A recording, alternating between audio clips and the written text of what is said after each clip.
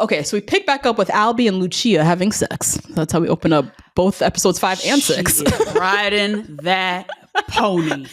Again, in such a place of power. Yeah, true. Even her last words, you gonna do it for me? You gonna do it for me? I said, "Woo, girl!" Woo! And Albie's like, like a little bitch. woo, man. Oh, God. But if you're into it, you know? Like, Yeah, he's sure. into it. He's you know? into this. Yeah. Mm-hmm. We also see Portia had a little action last night. We see her wake up in the bed with Jack naked beside her. And he scratches himself. Scratching his hair, yes. That is so nasty because you know that those beds are nice and the sheets are nice. You know what I mean? It's a $5,000 a night hotel. Mm-hmm. So, like, that means that he's fundamentally nasty. Yeah, he's gross. You know? And just the difference of Albie and Lucia. Yeah. Like, it looks, even the way it's lit, it looks like this very sensual, kind of like they're romantic Like, almost. dawn. Yeah. Like they woke up at 4, they're like, ooh, let's round 10 or whatever. And then you see Jack and his hairy ass. Portia looks a mess. Like, but she gets a call from Tanya that the gays invited them to Palermo. So pack up your shit, we're going. Oh my gosh, she's the worst. Okay, let's get into Ethan, Harper, Cameron, Daphne, all of that. So Ethan wakes up, goes to the bathroom, sees the condom wrapper on the bathroom sink. Harper just left it there. Mm-hmm. Pretending to be asleep, wide awake. Right. Eyes plucked open. Mm-hmm. Just waiting. Yep.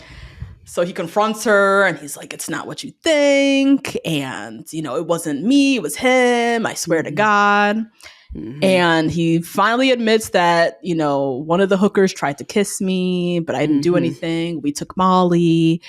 And she's just like, what the I left for one night. Yeah. Yeah. One night you did Molly with hookers and then I find a condom wrapper. Like, who the fuck are you? And Cameron's having sex with the both of them on the couch? Both of them? What were you doing? He has his own room. Why are they in this room? Like, it's not adding up. No. Also, who are you? I don't even know who you are. Yeah. Like, so he claims he didn't tell her yesterday. She's like, I gave you many opportunities. Mm-hmm. He didn't tell her yesterday because he was worried that she would tell Daphne, then it'd become a whole thing. Mm-hmm. And he's like, you know, you should actually feel good about this. I didn't do anything.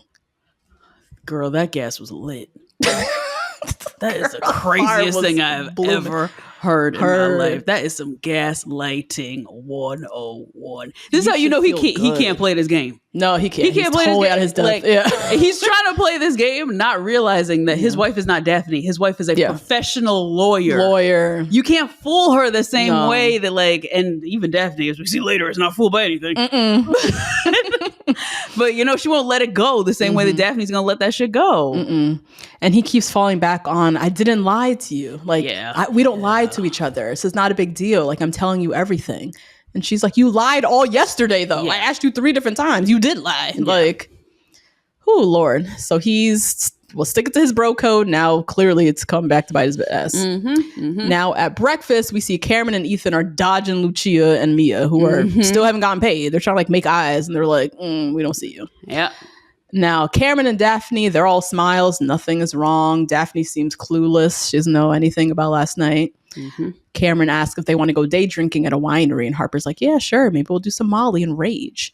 So now Cameron knows that she knows something. Because even that little line, Molly, like, Daphne might not know that they did Molly. Like, you know, so now she knows something.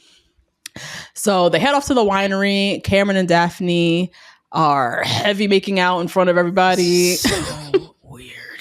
Just too much. Why are they doing this? Putting on a show that everything's fine. Yeah, I know. We're fine. Everything's so good. aggressive. Yeah. And Harper's just getting drunk because she's like, where the fuck am I? I would do the same thing. I don't need I would definitely. Just cope. Just cope with this. It's crazy. So Harper's getting drunk. So now she's like, you know, asking all kind of crazy questions. So Cameron, have you guys ever slept with the same girl? And Cameron always tries to take a little opportunity to make a dig at Ethan. Yeah. And he's like, oh, well, we were in different dating pools. So always has to remind Ethan where he sits. Yeah. Lest we forget, this is like 20 years post-college. So, like, you still don't see me as your equal. What the fuck is wrong with you? Like, So Ethan, he's tired of it. He goes in. He says, well, he would always sleep with girls I liked before I could get them. And he has a bad case of, what do you say, mimetic desire? Yeah, something about a craving status. Yeah, when someone with a higher status likes something, it makes you want it more. Yeah. And he's like, well, I was smarter than you in college. Maybe you thought fucking those girls would make you smarter. So a nice little zinger. Can't really say much. That was good. That was a good one. And Harper's still digging. Well, have you guys fucked other girls in front of each other? Like, and Cameron's like, I mean, we were roommates, so, probably, maybe. Yeah, which is a weird answer. Right? I'm like, why don't you put the sock on the door? That's what I'm saying. Find somewhere else to sleep. We had whole languages. I had 8 roommates. I have never seen one of them have sex. That's crazy. That is crazy. Or put the sheets. You guys have bunk beds? Yeah, we put the sheet on the bunk bed. Yeah. So you could hear that things are happening, but like you're not seeing it. Oh my god. And so Harper, before she leaves, she's like, well, old habits die hard. Yep. So now Daphne kind of has like a little glimmer, but also just like shakes it off real quick. Yeah. Now at dinner, again, they're talking about their wild party days, and Cameron's like, oh, well, the urge is always kind of there. And Daphne's like, oh, well, you do that stuff when you're young and then it gets out of your system. Cameron then flips the table on Harper and is like, so what about you? You've been questioning us all day. Have you had a threesome? What have you done? And she reveals that in college, she did have a threesome. And as she's telling her story, Cameron starts rubbing her leg. Sexual harassment. Full sexual harassment. Like, but no why are you touching anywhere. me? Why are you touching me? Why are you touching me on my leg? What are we doing? What are we doing here? Touching her leg, clearly like turned on by her story and like knows that there's some energy. She knows something about Ethan, so there's something on the rocks going on with them. Like, she's mad about something. Let me try to get in there. She's getting drunk all day, like trying something, right? And going back to his old ways of fucking the girls that Ethan's fucks. That Ethan likes, yeah, of course. So she kind of shoos him off, but is also like, drunk, fuck it, whatever, we're here. She's still mad at Ethan. Okay. Yeah, she's very vindictive. So she's still mad at Ethan and she doesn't really care, especially now that Ethan's trying to find this whole new identity of being a billionaire bad boy. She's like, okay, you want to be that? No problem. Yeah, no problem. She also takes a little moment to make a little dig at Ethan and says something about how he likes porn so much. It's hard to compete with that these days. So not his porn addiction at the dinner table, girl. Oh my god. And that's not the first time both of them, because he did it to her too. How he likes to have sex in the morning, she doesn't like to. They've been kind of opening the door on their sex life for these people, you know. Now, after dinner, Daphne and Harper get a little one-on-one time. And Harper opens up to Daphne and says, I think something happened when we were in Noto. And Daphne just brushes it off. I'm sure whatever happened wasn't a big deal, And if anything did happen, you just do what you have to do to make yourself feel better about it. It's still not a big deal. Yeah. You take control. You do what you need to do to get over it. And you could just see how that's her ethos, right? That is that's what guides her through this marriage with this person, right? This is her plight. I'm married to this guy who's rich and powerful and he's going to do what he's going to do. I can kick and moan or divorce him or whatever, or I just got to do whatever I need to do to make myself feel better about it. Yeah. Oof. And then the next moment, she's like, I'll show you a big deal. Let me show you what a big deal means. And I'll show you what I do to make myself feel better about it. Yeah. So she starts telling Harper she has a trainer. His name is Lawrence. He's blonde, big blue eyes. He's really funny, super hot.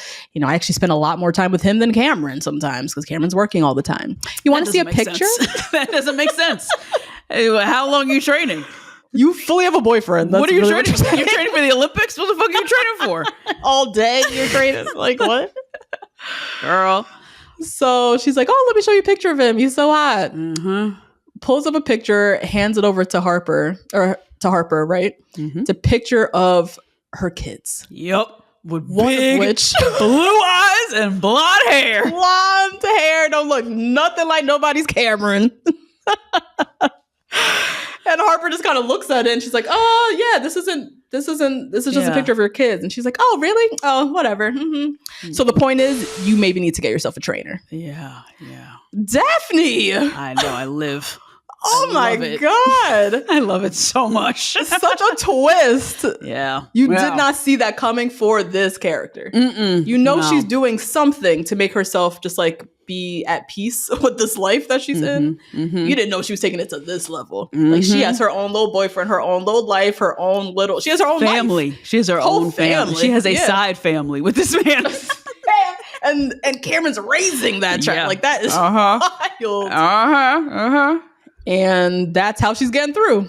Two can play that game is what she said. Yep. Oh Lord. I love it. That's great writing. We never saw that coming from Daphne.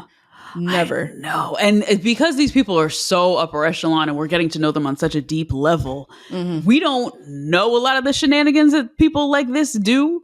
I would imagine this happens a lot more than we think it does. I would think so. Right? Yeah. You know what I was thinking about a lot when I was watching Daphne? Bronwyn from Salt Lake City. Married to a billionaire, right? Who we learned was having affairs or whatever. Yeah. What does she do? Sign up for Salt Lake City. And in her first season reveals the affairs that he's had on her and the cheating and the this and the that. It makes that a center of her storyline. That's her move. Yep. She was making a move. She sure was. And she was first chair next to Andy after that reunion. She was the star of the show. She really was. When he thought, oh, you're going to get a job now? Okay, sure. He had no idea what this meant. Nope, not at all. So that is... Yeah. It's just an interesting, it's just like an interesting role. The wife of those men, right? They put up with a lot. They deal with a lot. Yeah. And they kind of weigh what is worth sacrificing, what is worth making peace with. So I can continue either one, having this lifestyle, continue to keep our family together. Yeah. Whatever it is. Yeah. They figure out a way to navigate it. And for Daphne, it's having a whole other child with her trainer. So the four of them then go and listen to Mia. Mia's singing now in the piano bar. She had a whole subplot. She's like having a little lesbian affair with Valentina. Because she's getting to LA no matter what. No matter what. Oh my God. And so, as the four of them are listening to the singing, it's just a lot of eyes. Cameron's like, I fucking Harper. Harper's looking at him, but also looking at Ethan, giving him stank eye. Ethan sees Cameron trying to fuck Harper. And you could see he's like, I'm back in college. Yeah. Yep. This is what he did. This is what he's always done. And he's doing it now with my wife. And also interesting, Harper knows that. Harper knows that Cameron did this in college, and she's going to play into it as a way to get back at Ethan. Yeah. You thought it was more important to protect your boy last night. Well, your boy is trying to fuck me now. Yeah. Now what? Yeah. And she's doing all this right in front of him, and she knows. Is he still your boy? Right? Yeah. You still want to be loyal to this? You lied all day to me yesterday. That's what I'm saying. Because am I still your wife? Shit. Right. The fuck all is this? Yeah. You lied to me, had me in my head, and protecting his ass. Now look at him. Look at the way he's looking at me right now. So now she's like, you had me in my head last night. Yeah. You're gonna be in your head all fucking day for the rest of the trip. Oof. Now Albie and Lucia. So they have their little night, right? She heads out. Love this dress. Love. Oh my God. Long sleeve. Mini 70s watercolor flared tulip sleeve. Super Loved cute. it. Or trumpet sleeve. And he's like, oh yeah, let's hang out again. She's like, yeah, sure. Oh so do you have my money? Like a scarecrow. You saw the hug? He's there's nothing weird. Sexy about him. There's no sex appeal from him. He's like a wet blanket. I know, to some people. To some other people. I know some other people who were very sexually attracted to him while watching this show. To Albie? Yeah. Oh, he just seems so... I don't feel confidence. Confidence is sexy to me, right? Mm-hmm. I don't feel any ounce of, I just feel like he's questioning himself with every move. Mm-hmm. Like, are you okay? Did I say the wrong thing? Like, he's like so timid. Yeah. So she's like, okay, yes, it was fun. So $2,000. Yes, $2,000 for overnights. So he had no idea. What are we doing? And he genuinely had no, like, he's so innocent. Literally had no fucking clue. You think somebody was gonna ride you like that, grip your booty cheeks, watch it? Like, you thought that girl was just having lunch with you? Albie, oh my God. Oh God. So she's like, oh my God, you didn't know. Oh, it's okay. You know, there was a guy that's gonna come asking me for the money, but it's fine. But don't worry about it. Yeah, I liked you, so it's okay, I guess. Let's hang out again. That was a subplot. Yeah, exactly. She introduces a new character, a villain. Yeah, a B plot of this fucking villain. Oh my God, I was like, is she making this up right now? I remember thinking that during the show. I was like, is she making that up? Moving quick, thinking fast on her feet. So at breakfast, Albie is telling his dad, he's like, yo, I gotta go to the bank. I gotta get some money. Dad's trying to like hand him like, oh, here's like $200. He's like, nah, I need more than that. So now the dad is looking at him like, the fuck you do last night? What do you mean? What do you need this money for? So we get a quick little moment with Lucia and Mia where Lucia says she's feeling lucky this week. And then right after that, she says, you know, this boy, she's talking about Albie, he's rich and innocent. And you don't know if she's thinking, oh my God, maybe I should give up my ways and go be with this innocent boy, you know, who's rich and maybe we can have something. Or she's actually pondering a plot. He's rich and innocent. I need to start moving. Yeah, that's what I always thought it was. I never thought it was the former. Oh, I thought it was the former. Oh, I thought for sure because we saw a scene last episode where she is like, to me, like, my life, this is terrible. I'm such a slut. Like, why am I doing all this stuff? Like, think they kind of set that scene where she's like rethinking her choices, her life choices. And maybe here's a real good guy. Maybe I'll actually, you know, not treat him as a job, but maybe we can have something. So I was still stuck there. It definitely got me. I thought because she charged him, I was like, nope, she's thinking about the money. Yeah, I mean, definitely. Now, Dominic, the dad, confronts Lucia and is like, look, stay away from my son. Yep. Stay out of my dad's room. Like, he's trying to stand up. She's sitting down, eating the food that she ordered on his card. Yeah, his card. And then at lunch, Albie's like, oh, I'm going to go hang out at the pool. And he sees that it's Lucia at the pool. And Dom and Bert come down on him like, you know, those girls are escorts. Like, you got to stay away. And Albie's like, fuck you guys. Like, now suddenly you're on a high horse. Now all of a sudden I can't have lunch with an escort. Right. Please. Yeah. But then also has his whole... What was they're them? Poor. Yeah, they're victims of a system. Oh my and like... God. So then you see his like naivete like really showing. His really let them eat cake. Yeah, he really doesn't know. Oh my God. He doesn't know anything. So yeah, he heads off to the pool. You just see Dom just like looking over like, holy shit, my son is literally hanging out with the escort that I paid for for the week. What is my life? So Albie and Lucia, they're in the pool, they're swimming, all cute. She brings up again how, you know, I have this money, or I gotta get this money, and he's like, oh yeah, like, you know, it's really weird. Like, I don't like seeing you being exploited by some guy, and she's like, oh well, that's fine. Like, and I really like you. I really like you. Didn't you like last night? Don't you want to try it again tonight? Keep racking up this bill. Yep. Very convincing. And he's easy. He's such an easy target. So easy. Oh my God. So he is pussy whipped. And he has no street smarts. So he can't even fathom that he would be part of a job. Like, he is like part of a bigger job, like a heist going on here. Like, he doesn't think that's happening at all. Yeah. Now, later at night, we see Lucia confront Cameron for her money. And he's like, it's $1,300. Like, I'll get you the money. It's fine. Don't do this in front of my wife.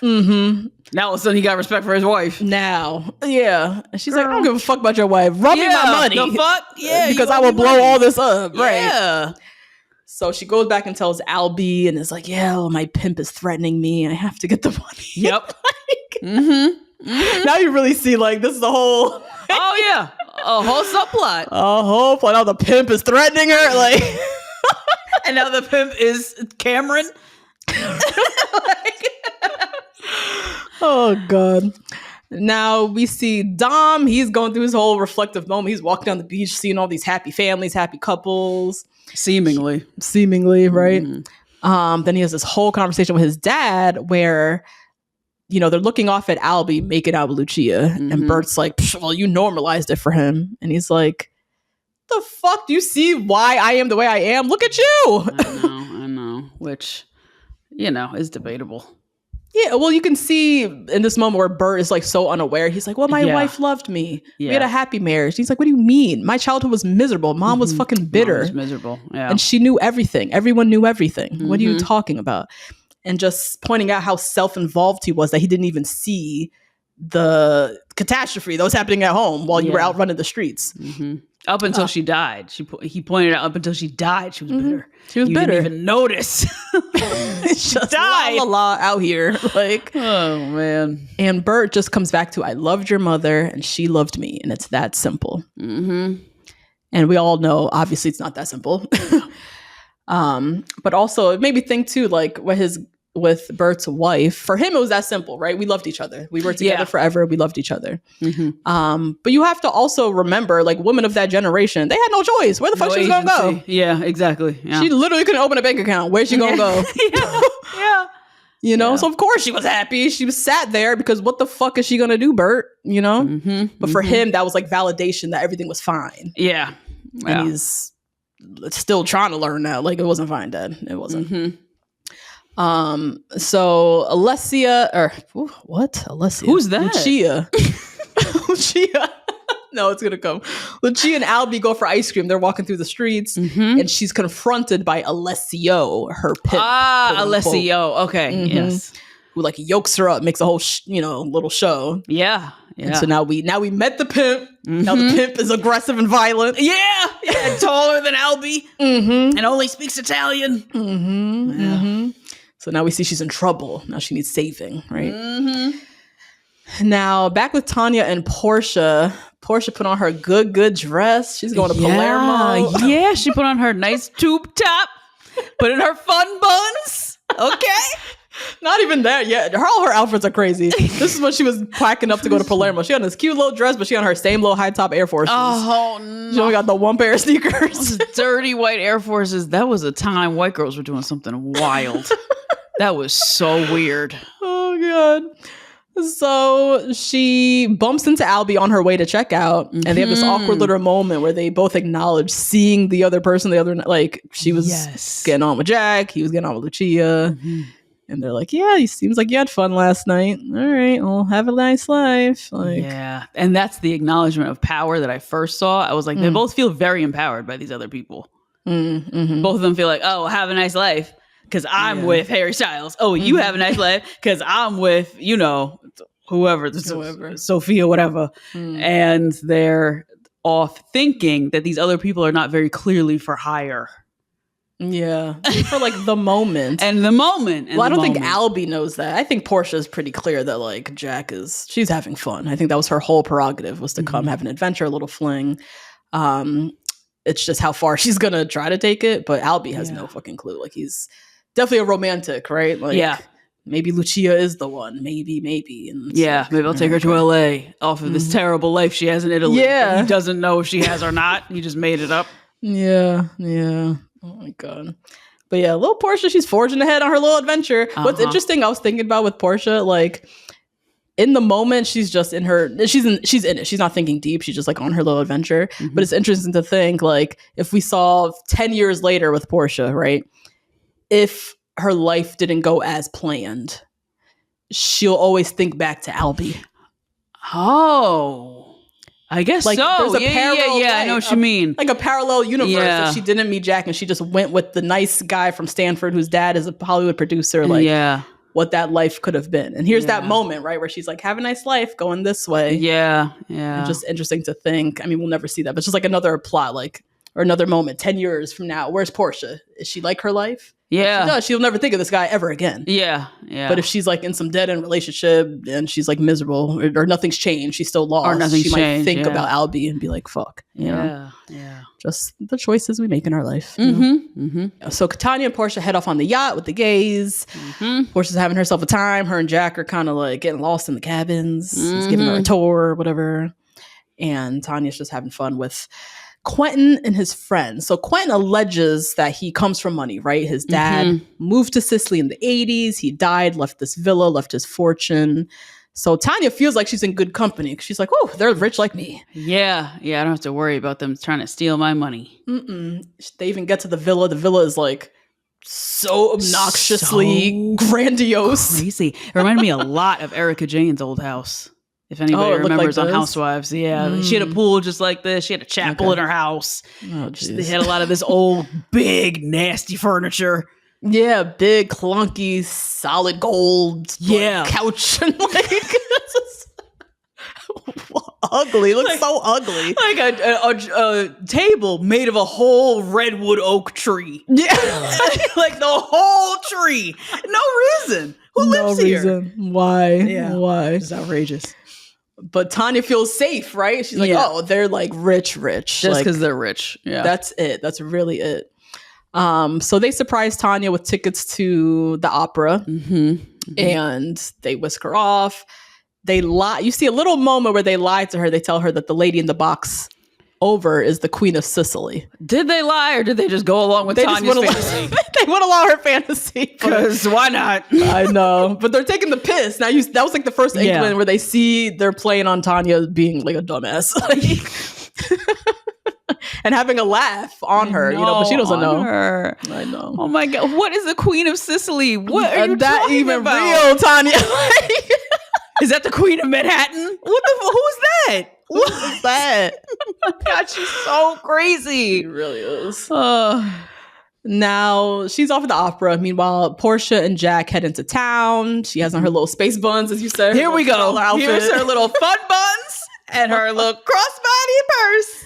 Oh my gosh. She's going to an EDM festival. She looks like Ginger Spice. Yeah. It's hilarious. Just so funny because that's that age too. Because I feel like now when I travel, I'm like, okay, where am I going? Italy. Okay, what am I wearing? Like, what am I serving? Yeah, what am I serving? Oh yeah, every night. I'm walking through the cobblestone streets. Yeah, okay, Sicily. I'm on Pinterest with the bitches in Sicily wearing like, trying to match the. This bitch she looks like she's going to fucking rave. You're trying to match the energy? I never try to match the energy. I want to, When I think Italy, I think certain colors. I think maybe certain fabrics. Like I want to, what I would wear walking through the streets of Sicily might look very different from packing for a vacation to like, I don't even know. Hawaii. LA or something. Or Hawaii. Yeah. Okay. Yeah. That's just how I approach. Yeah. But I mean, at this age, 23, I'm wearing whatever the fuck I had. Like, you see her in this little outfit. It's so cute.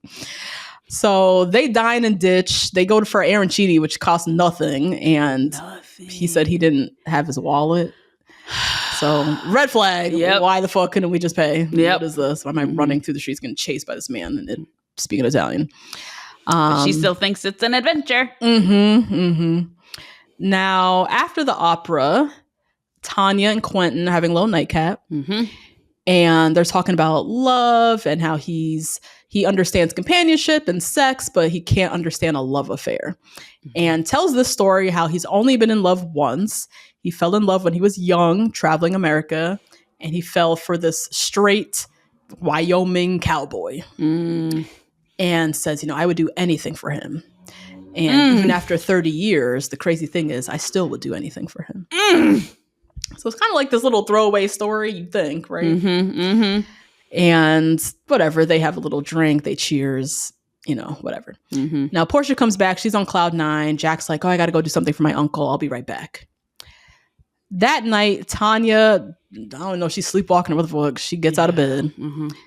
She goes wandering the halls of this fucking villa, happens upon... Wait, can we just go with how she happens upon it? She opens up the double doors, just open them wide open in this fucking all white outfit.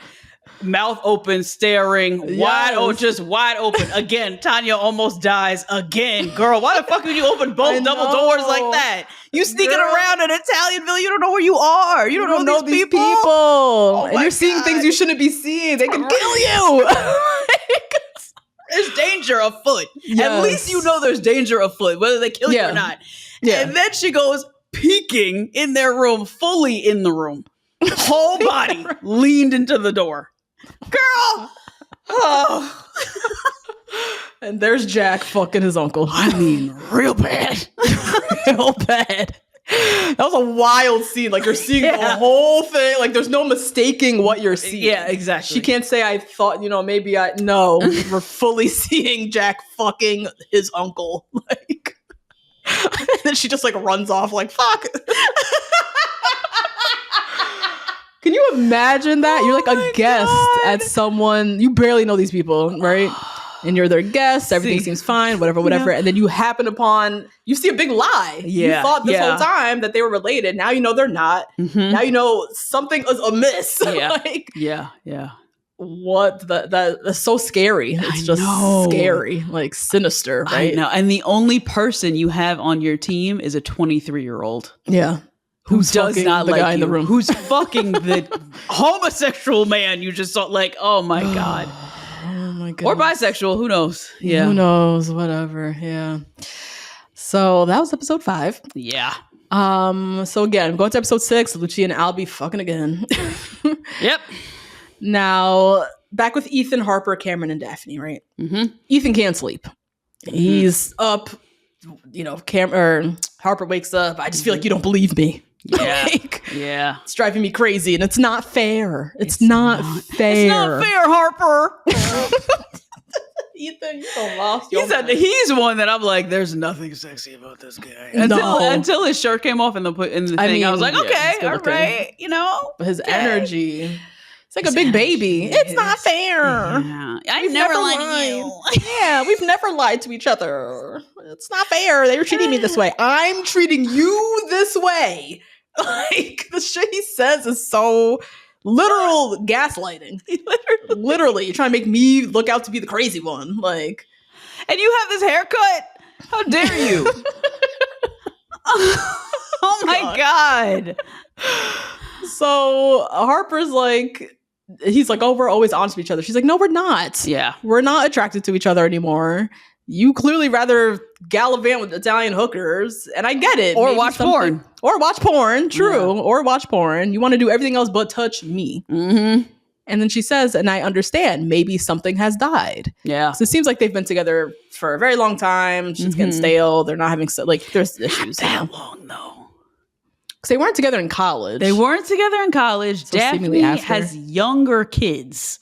So they're maybe in their like mid-30s. Yeah, I think we learned. Yeah, they were like mid or early 30s. Yeah. So let's say they met after college. So it could be like 10 years. 10 years. Maybe together 10 years. Yeah. But she's like, we're too young to be this old. Yeah. Like, we're this old married couple who doesn't touch each other anymore. Like, we're not that old. Why are we acting like this? And then pretending like everything's fine. It's not fine. Which is true. Like, I get it. When you've been with someone for a while, like, you're not running around like your kids, like, in high school or whatever. But this is kind of where the whole, like, marriage takes work comes in. Yes. Yeah. And they've not been working at anything. No. And I think they've been trying to prove to each other that they're the same after this money. Mm-hmm. Yeah. So much to other people that they could really prove to themselves that they're still in love with each other and go on some wild ass vacation and be fucking all day long. But they don't want to do that. They got to help her family in Puerto Rico. Yeah. Yeah. This is really great. You're on vacation, bro. You're masturbating. Your wife is right there.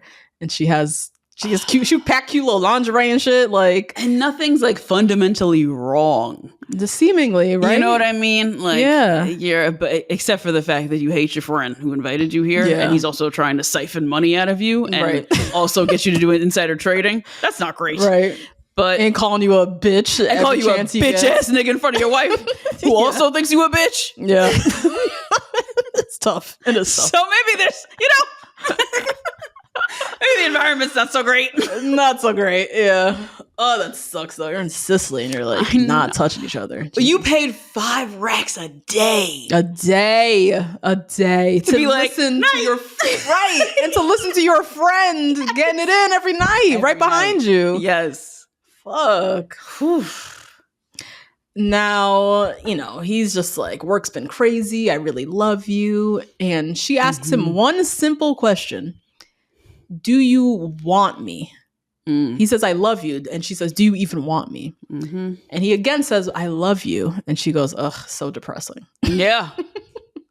Because she wants to be desired. He didn't even answer the question. Yeah. He didn't ask about love. I understand you love me. I love you too.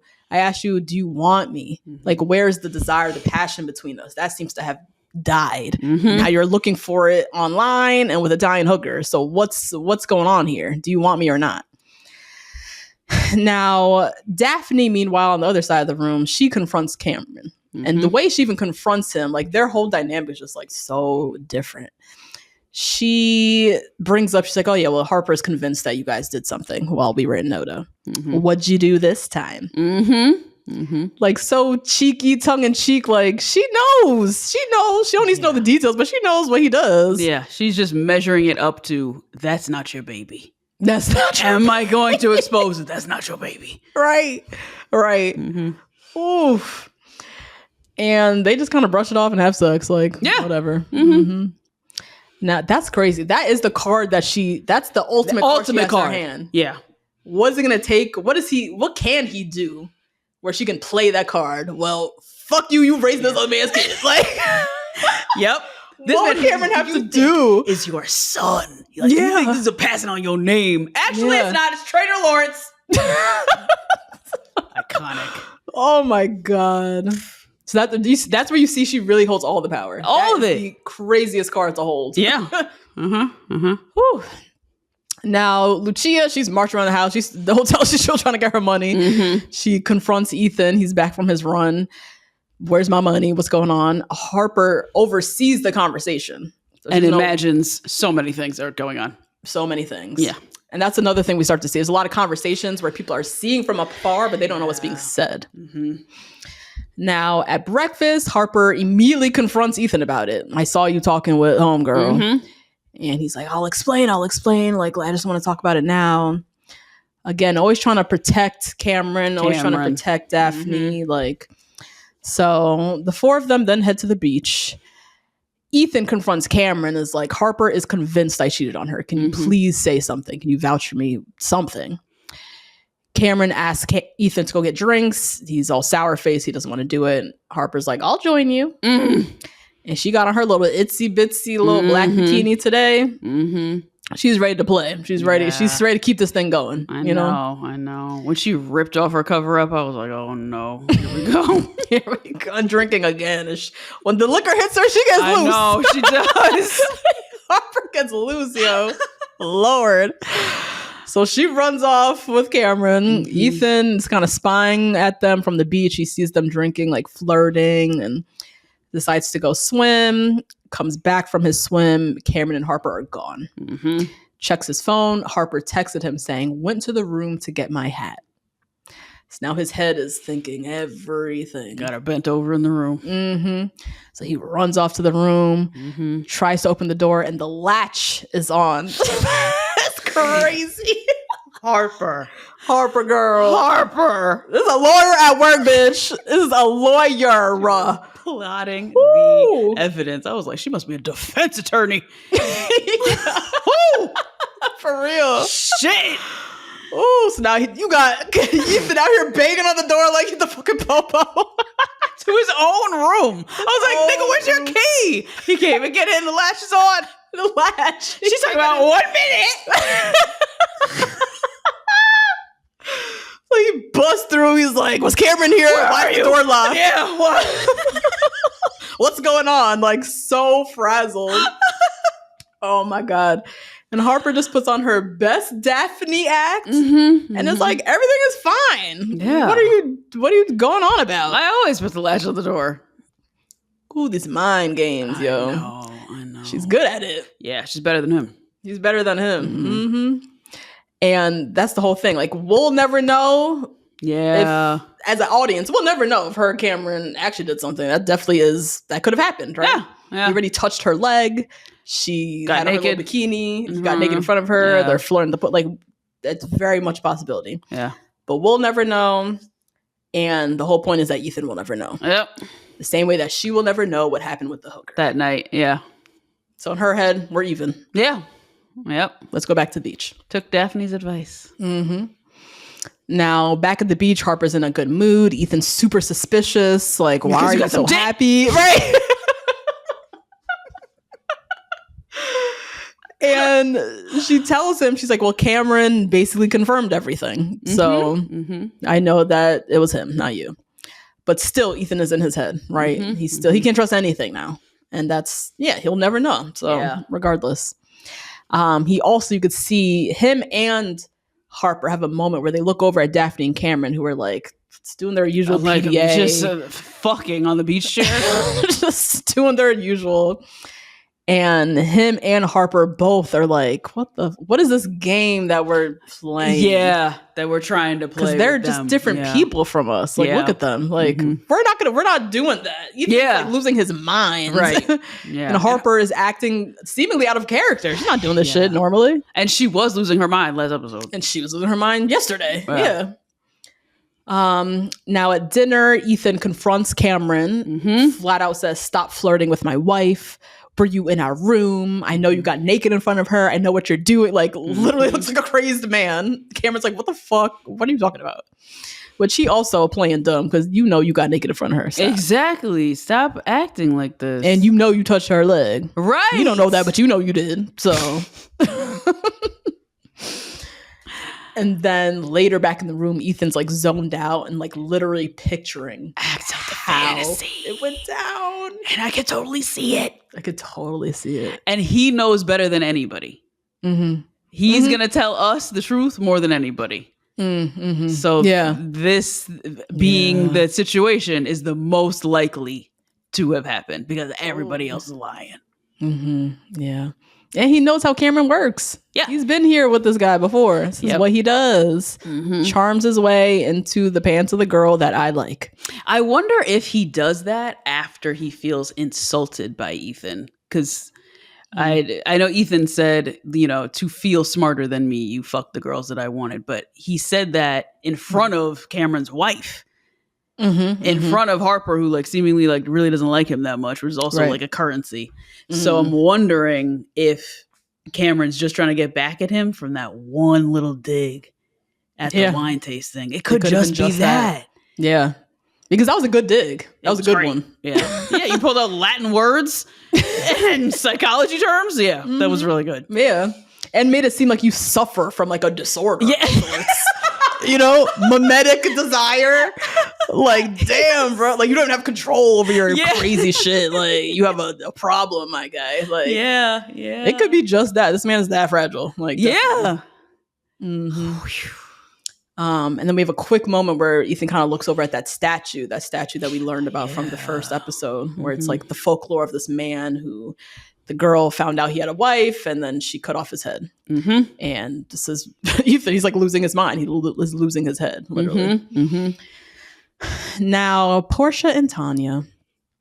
So the next morning, Tanya freshly knows that Jack and the uncle are like fucking. Yeah. Asks Portia how was her night, and then kind of advises her, like, I think you should slow down. Like, I have a strong hunch that Quentin is not his uncle. Let's get the fuck out of here. Yeah. Come on. What the fuck, Tanya? We actually can't trust these people. No. They probably have no money. Yeah. He's skipping out on something that costs $1. That doesn't make sense. Let's get out of here. Let's get out of here. Portia, stop fucking him. I saw him fucking his uncle yesterday. That's it. All right. So what are we doing tonight? Yeah. Pineapple mimosas. Huh? Oh my God. So yeah, she kind of has this whole little chat with Portia, how she sees herself in Portia, and basically like get your shit together. But she's also talking to herself.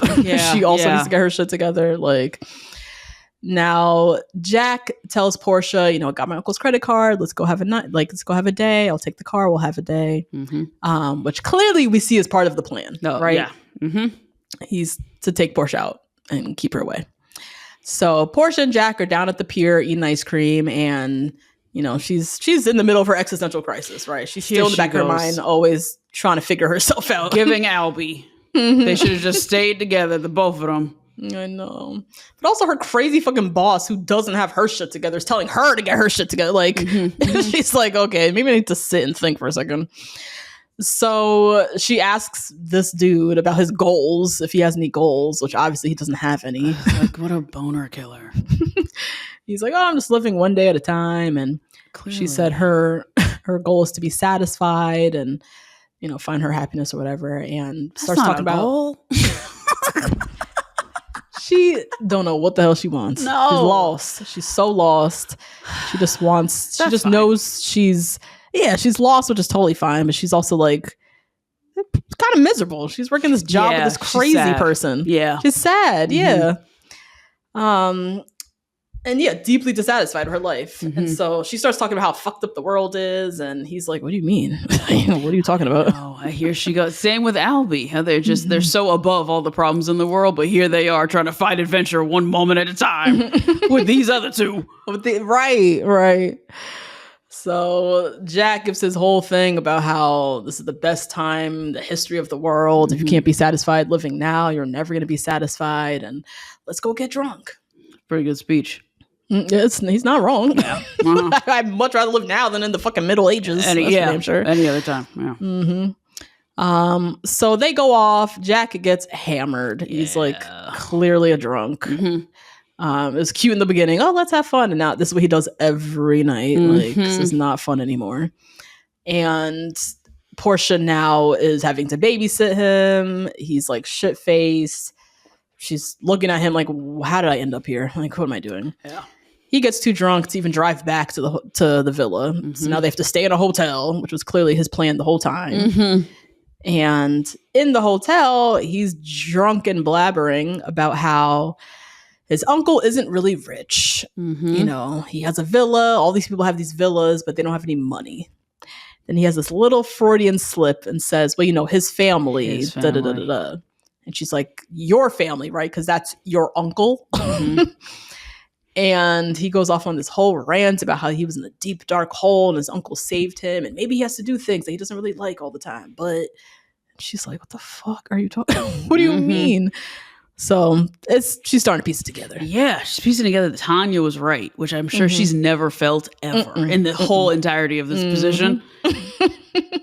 And now Tanya's right, and she's in a very unsafe place. She's at a random hotel with a random person's credit card with a random man. Like, this is a random man who's drunk, and you don't know him. You don't know him. You know what he's capable of. Like, yeah, you're not built for this. You thought you wanted adventure. Yeah, you thought you want somebody sexy in the pool. Yeah, girl, no, you're not built for this. Again, yeah. And she just like has no control either. Like, yeah. She's just like, oh, this fun guy, he'll go wherever he takes me to go. Like, you still need to be in control of your destiny, girl. You gotta get home. Like, you're a woman out here in the strange land. You need to get home to your bed and your boss. Like, she's not thinking that far at all. No. Like, oh Lord. Now Tanya, meanwhile, is all dolled up, ready for the party. And her, what did they say? Slew of salmons. Her slew of salmons. And her when they do a little ponytail and then they put the hair that comes. That little Pomeranian ass motherfucking ponytail. Oh my God. So it's so Jennifer Coolidge. It is. That's like the little bit of Jennifer Coolidge that she put into this character. I love how they do that with especially the actresses. There's like a little bit of Aubrey Plaza and Harper for sure. Oh yeah. Right? Yes. Love it. So Tanya is, I guess, forgetting what she saw last night and is just going to have a night with the gays. I don't know what the heck is going on here. I don't know. She's another one who's just craving like experience and feeling. She just wants to feel something like so bad that she'll trust these people who clearly aren't trustworthy. And also, I think her issue too, similar to Harper actually, is desire. Like when she gets linked up with Niccolo, who's like the drug dealer. Who's very clearly a sex worker. Sex working, drug dealer, like whatever is going on, this guy. Like she, sees his gun and is like, oh, that's just a gun. Yeah. That's so weird. Where's the cocaine? Yeah. Like doing lines of coke with these people. Like, And she just wants, as you said, to feel something. She wants to feel desired. Nicolo's going to be her arm candy for the night. We see he's well hung. He comes in. He's going to have, do his thing for her. And she's just kind of in denial that none of this, all of this could be like a whole front, right? Yeah, yeah. She's just going to deny it because she wants to have a night for herself and to feel desired by anyone. Yeah. Even the gays giving the attention to her. Yeah. Is making her feel desired and important and interesting. Yeah, right? Yeah. So she has this wild night doing coke, dancing, whatever. Now Tanya and Nicolo about to get busy. He goes to to disrobe. And she's snooping around the room and she sees a picture of a young Quentin and a young cowboy. Zooming a little closer on the photo, that cowboy looks mighty close to Greg. And she sees it. But then Nicolo comes in the room and she wants to have her night of desire. That trumps sense. Yeah. Same for Portia. Portia's just like, I need an adventure. That trumps her safety. Same with Albie. Yeah. He's at risk with Lucia. Knows that there's some man out there looking for her for his money now. He says, nope, I want another night. Yeah, another night. And he wants to be like validated that he's a good guy, right? Yeah. And he can still be wanted and be nice. And still be wanted and be a good guy. Because Portia didn't want him, Lord. Now, quick little subplot. Valentina, her and Mia getting down and busy. Oh my God. Because she went and tried to ask the other Miss Girl out. Tried to get Rocco out to the pool. And meanwhile, that's her full fiance. And also Valentina's so like, mean and like kind of standoffish with everybody, but she was so focused and direct and confident that her and Isabella had a thing.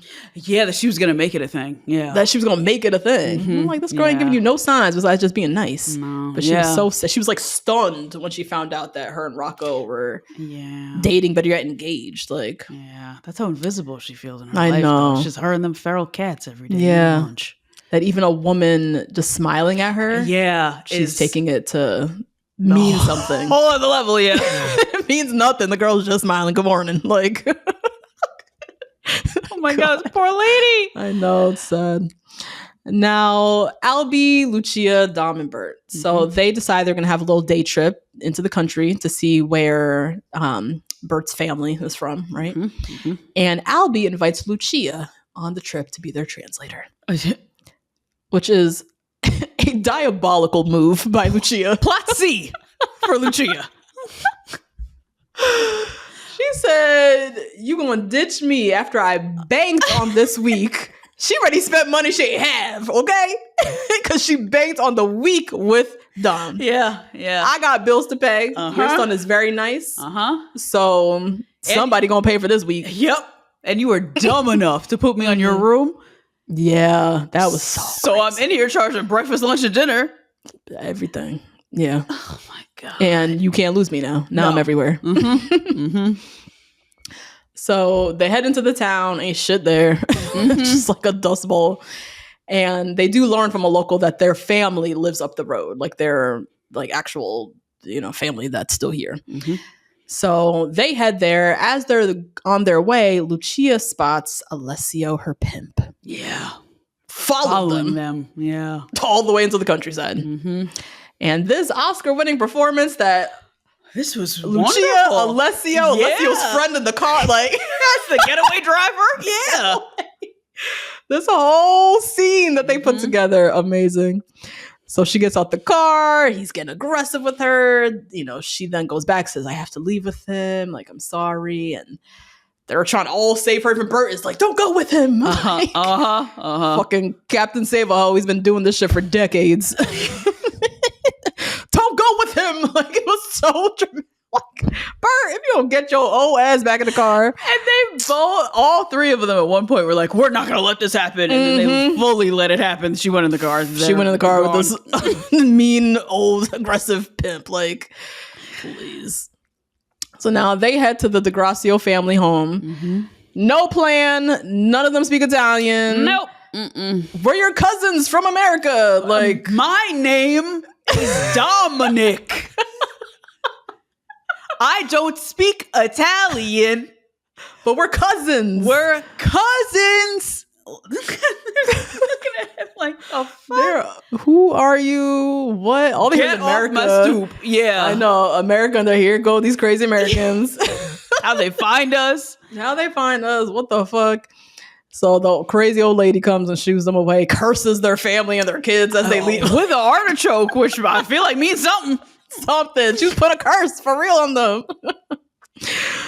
So Bert at dinner is all sad. It wasn't the homecoming he expected. Now all the women in the family reject him. Every last one of them. Yeah, and just like everything is crumbling. His whole facade of how it's all this perfect family, and is gonna come home, and they're gonna welcome him with open it's all crumbled down. Now after dinner, we see Lucia comes knocking on Albie's door, looking all sad. Yeah. And they go out on the beach, and she tells him that, she owes a lot of money to Alessio, and he's crazy, and, but you're so kind. I wish all men were like you. Ooh, man, she knows that works on him.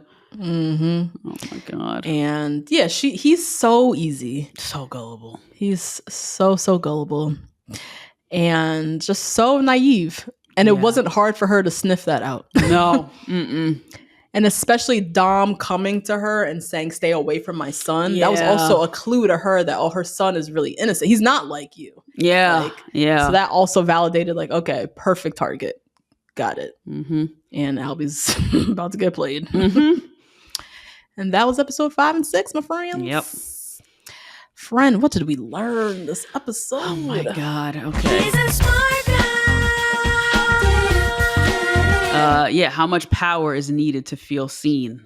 I guess it takes the power over another person. Okay. Seemingly, like taking over their identity for the day, taking over the fantasy for the day that you are important to another person, which doesn't actually give you the power. It doesn't actually make you feel seen, alive, and a whole human being the way Lucia feels like a whole, fully fledged human being. She is very confident in herself that she's going to get this money and go to LA. Despite the fact that so many people owe her money. Tab. She's really trying to collect for real. She ain't making no money. She's been here all day, all week. Yep. Despite Daphne feels seen, despite the fact that her husband tries to erase her identity anytime she goes to the bathroom. She does not care because she holds the power in this relationship in a way that he doesn't even know about. And even with Ethan and Cameron, I thought it was interesting how now Ethan is looking at his friend like, damn, you're powerless in your marriage because this sucks. I'm going crazy. Yeah. Don't you go crazy thinking about like Daphne doing some shit like this to you or, anything? And the image of his friend, I think, is tarnished. Image of Cameron, I think. And the facade of even what these two and their relationship was is now shattered forever. Yeah. Yeah. I think also Ethan's whole, I feel like he arrived on this trip. I don't know what he was trying to do. Like, Cameron's his old buddy from college. He's rich now. I'm going to try to one-up him in weight. Like, there's some weird dynamic, right? I don't know what Ethan came with the intention to do with it, but he's been losing all week, right? Like, Cameron's been making digs left, right, and center. Like, no one is remembering that Ethan's actually like the big dog on the, at the table. Yeah. And so I think just realizing like he's just so out of his depth. He didn't come with any fucking plan. And him being the big dog at the table, like his wife is shitting on him. Now his wife maybe is fucking with Cameron and like he didn't get ahead of any of this happening. And he really has zero power. Completely. And you really see it in his eyes at the beach when he's looking at Cameron and Daphne like making out and having fun and then Harper just like sitting beside them. Maybe she fucked him just before, or maybe not. And he feels invisible. Talk about not feeling seen. Yep. Yep. He feels invisible. But yeah, I'm just like, what was your plan? Which also, like, Harper from day one, she's like, so what are we doing here with these people? I know. And maybe he thought these are the people we're supposed to hang out with now. I think so. Right? I think it was that simple. Right. But like, you don't remember how he made you feel in college? No. And like day one, it was very easy. Like from day one, he was reminding everybody like he's the big dog at the table. Like Ethan's this ugly little nerd. Little incel, the original incel he called him. It's fucking nuts. That's a crazy thing to say about your friend. Like mean. So mean. Yeah, he's mean, this guy. Yeah. But Ethan's just not, he's not the type to be playing in this like little battle game. This mind game. This mind game. Yeah, he clearly didn't come prepared. Wholly unprepared. My question, should honesty to your partner outweigh loyalty to your friends? I think, Ethan, we see definitely is got it wrong this time. He sees, with Cameron, trying to be loyal to him was the wrong move, because when you see Cameron actually in an odd way puts Daphne above everyone. I think his bro code with Ethan is not necessarily protecting his ass, it's protecting Daphne and her bubble of bliss and her seeming quote unquote naivete that he thinks he controls when really she controls it. Yes, she knows everything, because there's a reason he's married. Right. Otherwise, he wouldn't be married with kids. Yeah. Right. He wants to appear a certain way. Yeah. But he kind of is similar to a Bert in that he's so unaware. Yeah. He thinks like, oh, she's happy, whatever. Like, bro code, don't tell her because, I don't want, to get out about me. But I think he really is trying to protect this little bubble for Daphne, but thinking that he's the one in charge of it when really she's the one that is keeping that bubble going. And so, I feel like in this situation, honesty to your partner, Cameron or Ethan, would have done better for you. Yeah. And also, I think, again, with the kind of parallels between Cameron and Bert, or Bert's wife, really, and Daphne. Bert's wife was bitter and powerless. Daphne, we're in a new age. She's like a modern woman getting hers. Like... And the first thing she told us is that she's not a victim. Yeah. And you see Harper kind of learning from that. I'm not going to be a victim in this situation. Maybe he did fuck the Italian hooker. Yeah. I'm not going to be sad and a victim. I'm going to wield my own little subplot and take back some control and power. And she wouldn't have to do any of this if he was just honest with her from the beginning. Yes, the same way she was. She came down, flopped down that couch, and said, "Listen, they fucking all kinds of people. I don't know what the fuck is going on here. This is all fine." Like, just bared it all to him. Yeah, and he was like, "Okay," and went to go take a shower. Yeah, and Harper really does. Honesty, I think, is her principle. Like, that is one of her big values. Yes. No matter what. Profession. It's her profession. Yeah. No matter what. She always, even she saw Ethan talking with Lucia right before breakfast. He comes down to breakfast. She tells him immediately. Yeah. Yeah. That is like one of her biggest values is honesty. And she's like, I'm not asking for much from you. And I asked you 3 times and you decided to remain loyal to your friend. And now look what happens when I'm not honest with you. Right. Yeah. Let us know what y'all think. Oh, man, Mike White and the women, he does such a good job. Great job with this season, with how he wrote the women. Sound off in the comments, guys. We have one more episode. It's the finale left. Oh, I know. Find us on Instagram, TikTok, Rose Garden. We love you guys. Love you. Next week. Bye.